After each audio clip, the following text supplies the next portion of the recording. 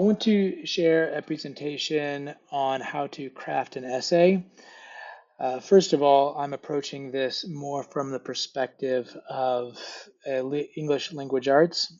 So more of like a literary analysis perspective. There are all kinds of different types of essays. Typically with an English paper, you're going to be focusing on some kind of claim, usually related to a key theme from the work. And so it comes you will be working on giving that claim in your thesis and supporting that throughout your paper. Now there are other types of essays, more informative nature. We often call those expository essays. When you get into the sciences, you may have a hypothesis that you're sharing and wanting to prove. You may have some kind of test that you're running, some kind of experiment, and so you're also getting into different types of structures, typically in the sciences, like what I mentioned. Um, you would share literature related to the topic. You would share sort of the experiment that you're running, or the data that you're trying to sort of understand.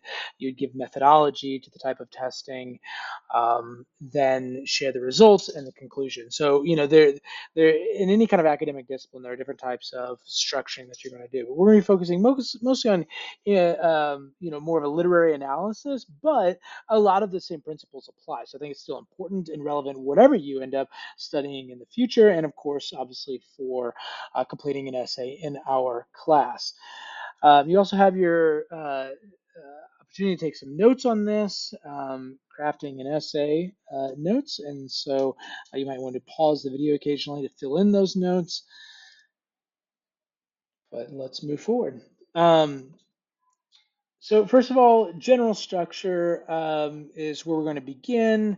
Then we'll dive into introduction and thesis, body, conclusion, and we'll save MLA formatting for another video.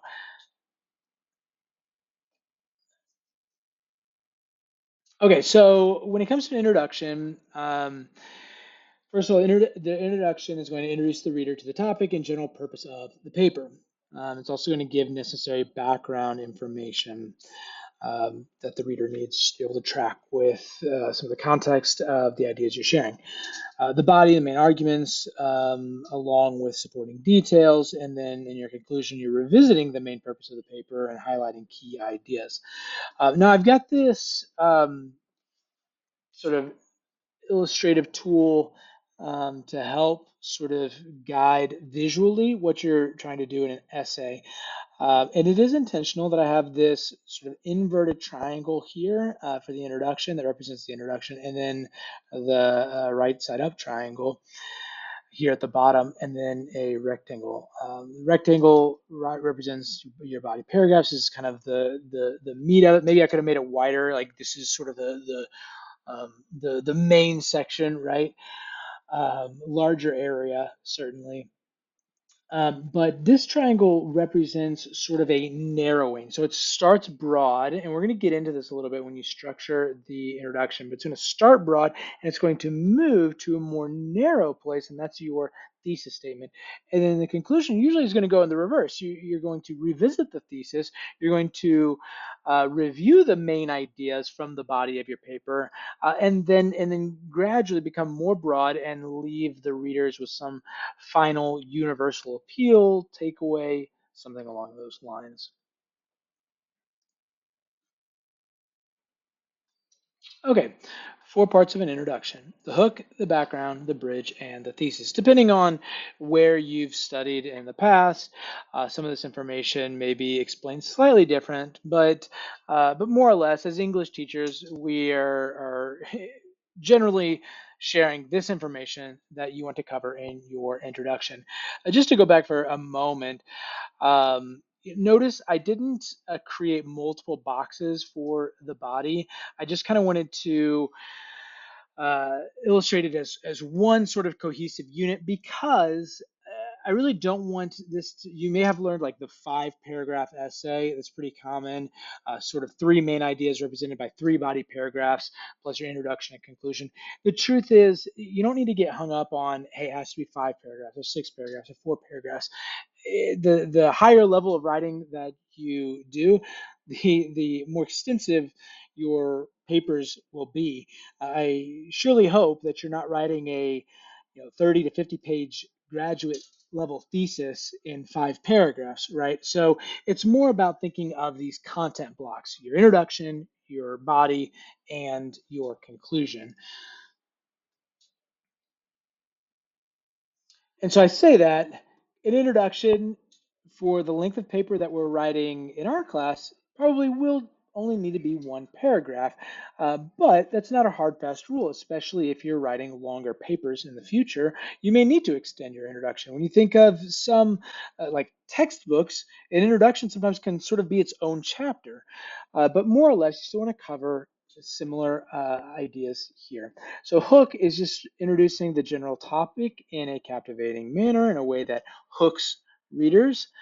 The background in a literary analysis, you want to make sure to present the tag, the title, author, and genre.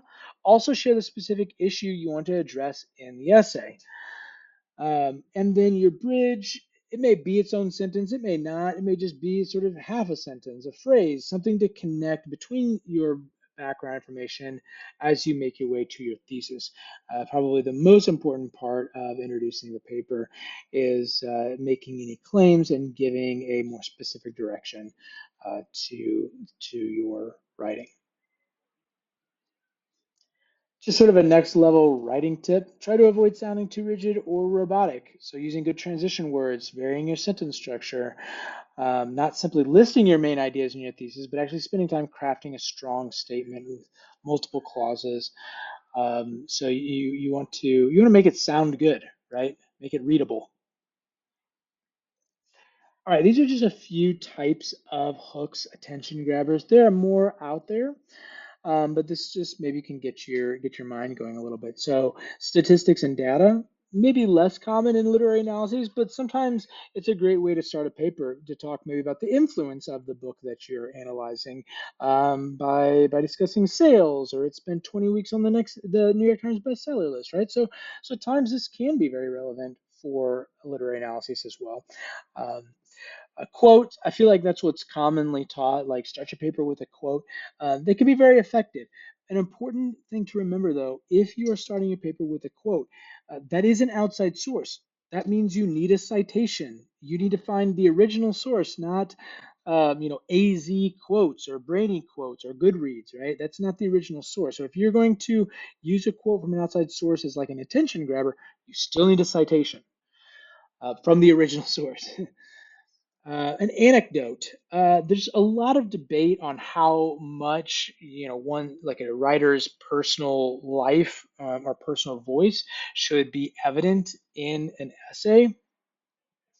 You may have learned never to use I or me in an essay. And while you definitely don't want the strength of your claims to be dependent on your personal experiences, you want them to be more dependent on expert sources. It doesn't mean, from my perspective, it doesn't mean there's no room for your personal voice in writing. And so an introduction can be a great place maybe to talk about something that you've experienced personally that connects with this academic topic that you're exploring within your literary analysis. And then you can revisit it in the conclusion. And then this is probably kind of vague here. Number four, just a statement, some kind of gripping statement that brings somebody into sort of the world of whatever you're exploring. So it could be something introducing the relevance of the topic, right? Even before you really get into the theme a whole lot, or maybe even the relevance of a key theme in the book, making some connection between the reading and real life, but just some kind of gripping statement to bring somebody into the sort of the world, the environment of your essay.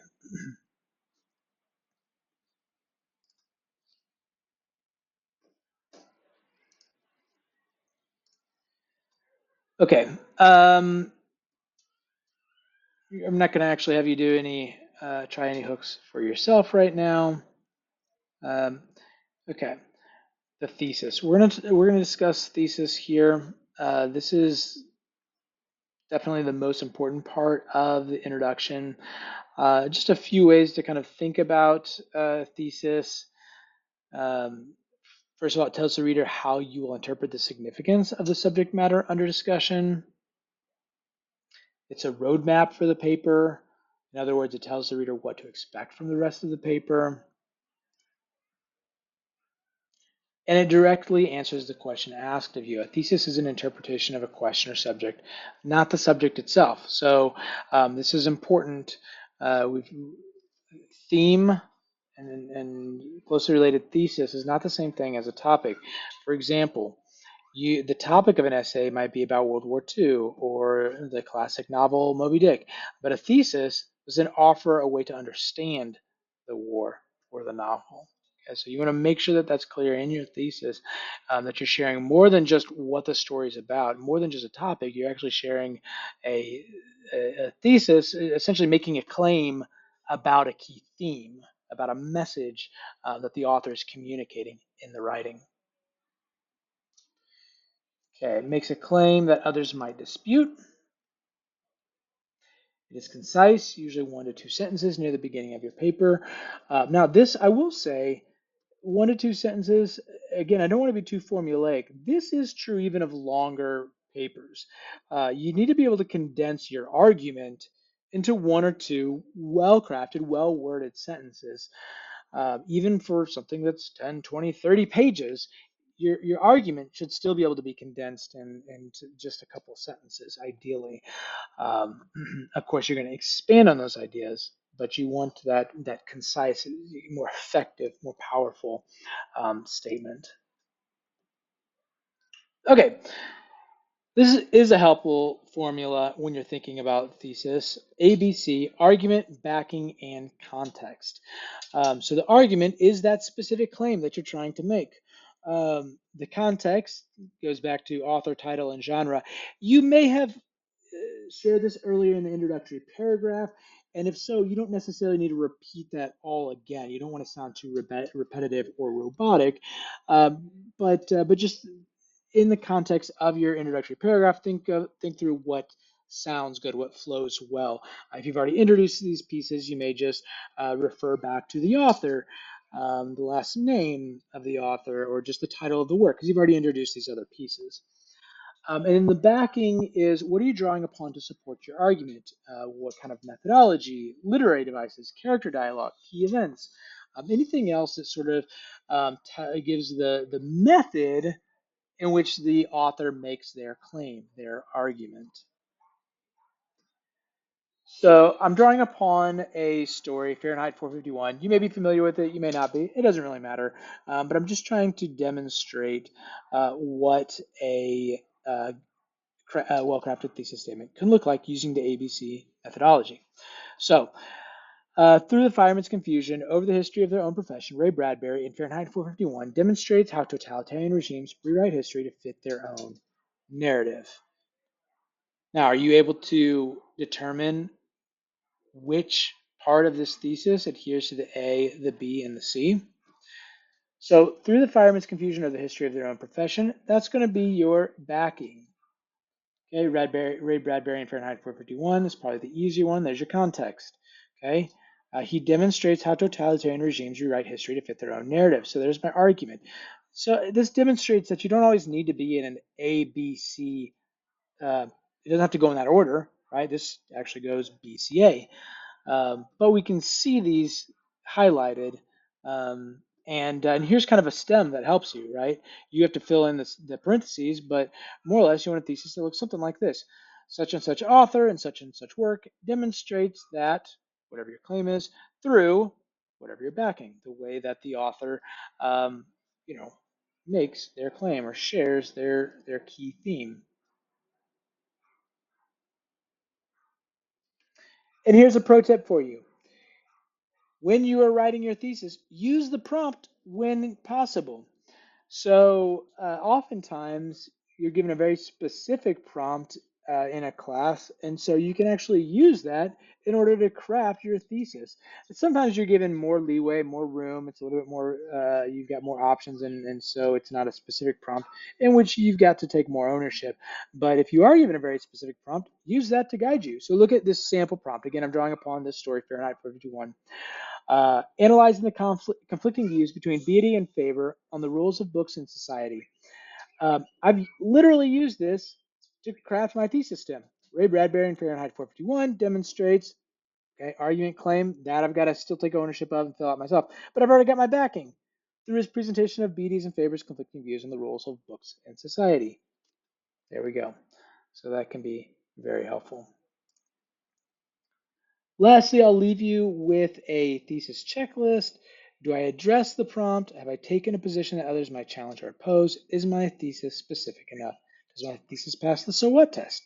Does my thesis pass the how and why test?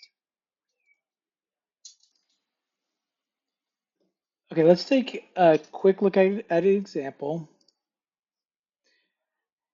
Just a sample prompt and thesis, and you can kind of determine what is lacking here. So this one is actually not a literature-related prompt, but here it is. Discuss the impact of social media on public awareness.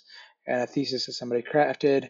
Social media impacts public awareness in both positive ways and negative ways. So when we consider the checklist, there are certainly some things that are lacking. Do I address the prompt? Um, kind of. I mean, topically, yes, I do address the prompt. Okay, so all right there. Have I taken a position that others might challenge or oppose? Definitely not. This is ambiguous. It's trying to be all things to all people, right? Both positive and negative ways. Like there's no claim, there's no position. Is my thesis specific enough? Also, no, it's not very specific. It's very vague. It's very general, and no position is taken. Does my thesis pass the so what test, the relevance test? Why is this important? The way it's stated, it's hard to say that this is a very significant thesis because it's so vague. And certainly doesn't pass the how and why test. So this is a very vague thesis. Let me get back to this other tab here. And here's an example of how that thesis could be revised in a more specific and more effective manner. Because not every voice on social media is reliable, people have become much more critical consumers of information and thus more informed voters. Okay, this more or less passes all of the checkpoints. Whether you agree with the statement or not, it is still a position that's taken, and so it makes the thesis more effective. Let's move back here. One more here. This one is related to literature. Prompt: write an analysis of some aspect of Mark Twain's novel Huckleberry Finn. Thesis: Mark Twain's Huckleberry Finn is a great American novel. This one is even more vague. I would argue that barely even, I'm not even sure that it addresses the prompt because it's definitely not an analytical statement. Have I taken a position? I mean, I guess my position is that it's a great novel, but that's so vague to really believe that any real position is taken. Definitely not specific. Not really passing the so what, how, or why test. Now let's go back to this next one. Here's a better example of that, and I'm going to show you that a best. This is getting better. In Huckleberry Finn, Mark Twain develops a contrast between life on the river and life on the shore. Now, it's still not really taking a position. That's just sort of a truism from the novel, um, but it's definitely getting more specific, and it's definitely getting more relevant and more significant. Here's the best. Through its contrasting river and shore scenes, Twain's Huckleberry Finn suggests that to find the true expression of American democratic ideals, one must leave civilized society and go back to nature. So I share these as examples of ways to hone your craft of writing a helpful or an effective thesis statement. We're going to pick up with more ideas on crafting an essay in the next video.